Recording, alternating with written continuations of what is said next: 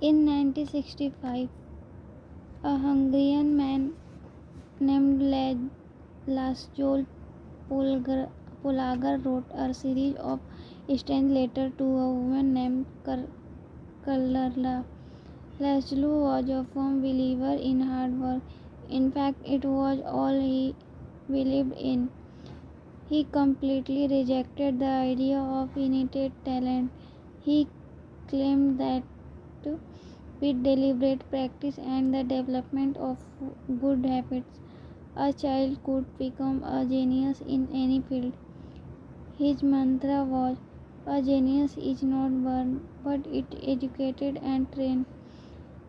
Las Laszlo believed in this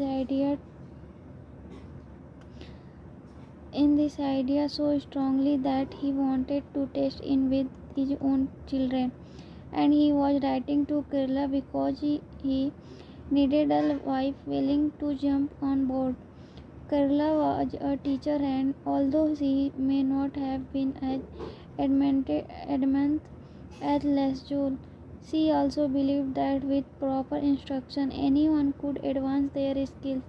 Laszlo decided Cheech would be a suitable field for the experiment, and he laid out a plan to raise his children to become cheese prodigies.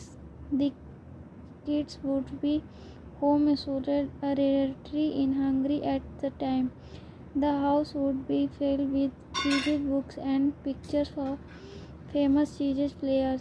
The children would play against each other constantly and compete in the best tournaments they could find. The family would keep a meticulous file system of the tournament history of every competitor the children faced. Their lives would be dedicated to cheese. Laszlo successfully courted Kalra, and within a few years the Polgars were parents to three young girls, Susan, Sophia, and Judith. Susan, the oldest, began playing chess when she was 4 years old. Within 6 months, she was defeating adults. Sophia, the middle child, did even better. By 14, she was a world champion, and a few years later, she became a grandmaster. Judith, the youngest, was the best of all. By age 5, she could beat her father. At 12, she was the youngest player ever listed among the top 100 chess players in the world. At 15 years and 4 months old, she became the youngest grandmaster of all time, younger than Bobby Fischer, the previous record holder, for 27 years. She was the number one ranked female chess player in the world. The childhood of the Plogger sister was atypical to say the least, and if you ask them about it, they claim their lifestyle was attractive, even enjoyable.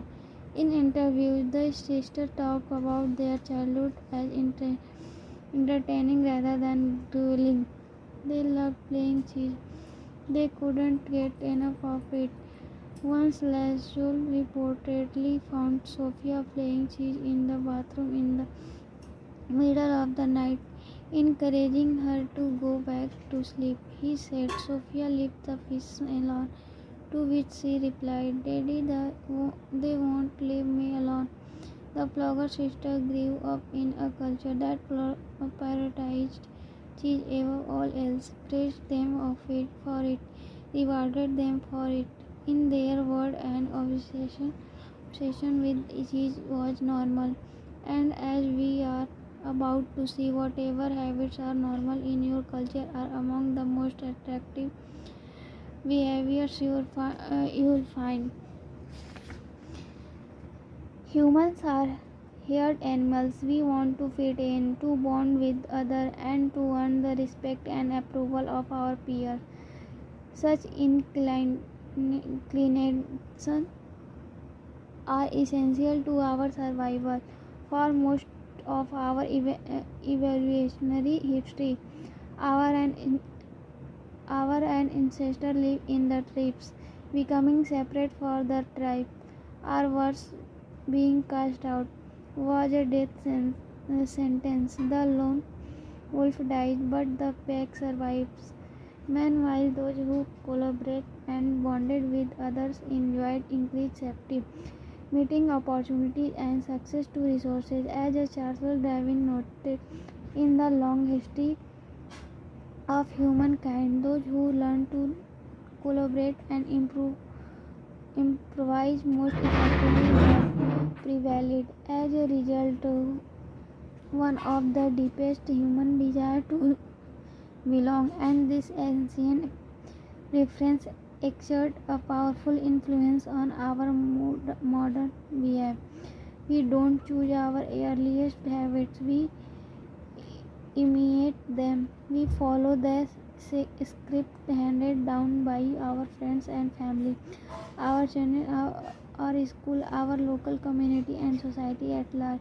Each of these cultures and groups comes with its own set of expectations and standards. When and whether to get married, how many children to have, which holidays to celebrate, how much money to spend on your child's birthday party. In many ways, these social norms are the invisible rules that guide your behavior each day.